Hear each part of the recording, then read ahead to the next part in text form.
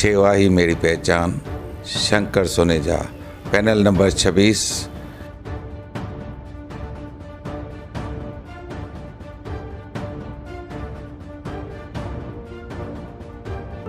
सेवा ही मेरी पहचान, शंकर सुनेजा, पैनल नंबर 26।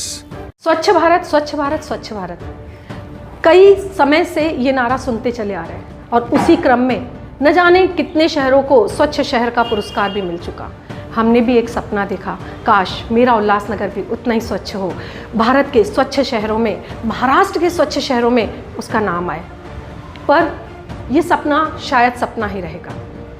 जहाँ देखो कचरा गंदगी, कचरा गंदगी। ये जिम्मेदारी वास्तव में देखा जाए उल्लासनगर महानगर पालिका की है कि हमें हमारे बच्चों को एक स्वच्छ शहर दे पाए।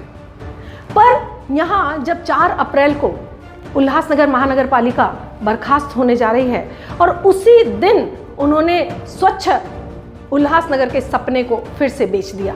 कब होगा Ulhasnagar zero garbage? Zero garbage सुनते सुनते सुनते कान पक गए, पर दृश्य में कहीं भी हो नहीं पाया।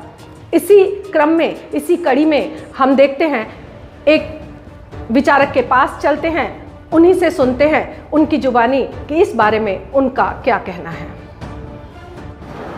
बड़े ही दुख की बात है कि आज मेरे उल्लासनगर शहर का पूरे शहर के सामने चीरहरण हुआ है, और चीरहरण किया है इन नगर सेवकों ने। जो जा रही है ना बॉडी, जिनका कार्यकाल ख़त्म हो गया, उन्होंने आखिरी दिन पे मेरे शहर का चीरहरण कर दिया। आप पूछोगे कैसे? वो इस प्रकार से कि इन्होंने, कह रहा हूँ क्योंकि मैं एक उल्लासनगर वासी हूँ, मैं इस शहर का नागरिक हूँ, सिटीज़न हूँ, मुझे अधिकार है कि इस शहर में जो ठेके दिए जाते हैं, क्या वो ठेकेदार ठीक से काम करते हैं कि नहीं। अगर नहीं करते हैं तो मैं उसे कहूँ, उन्होंने पहले जो ठेका दिया था रोज़ का 4.5 लाख रुपया देते थे कि ज़ीरो गार्बेज करेंगे। आज तक इस शहर के अंदर हमने ज़ीरो गार्बेज नहीं देखी। और तो और उनकी जो गाड़ियां हैं वो इतनी टूटी फूटी गाड़ियां हैं, अगर आप स्कूटर पे उनके गाड़ियों के पीछे चलोगे तो कचरा उनके गाड़ियों से रास्ते पे गिरता है। ये हमको दिखता है, पूरी बास आती है। क्या नगर सेवकों को नहीं दिखता है? क्या महानगर पालिका के अधिकारियों को नहीं दिखता है? फिर भी वो चुप हैं क्योंकि उनके मुंह में हड्डी डाली गई है।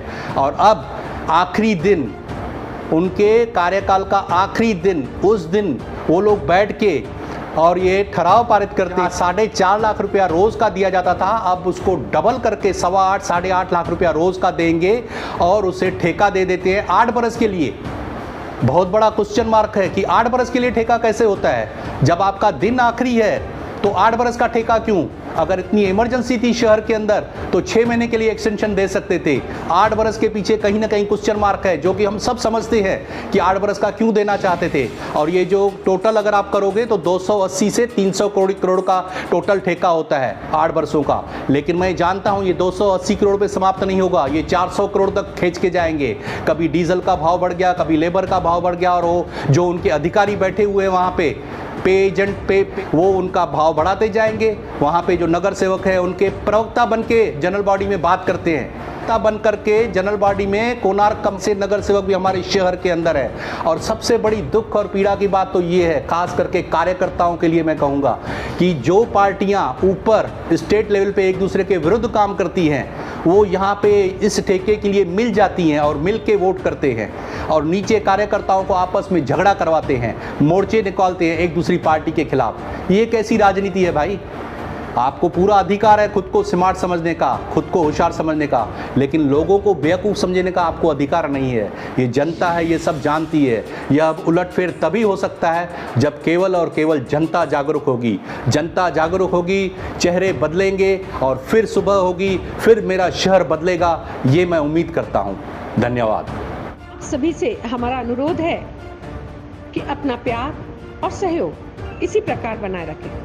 कृपया हमारे न्यूज़ चैनल फिर सुबह होगी को लाइक, शेयर व सब्सक्राइब अवश्य करें। धन्यवाद।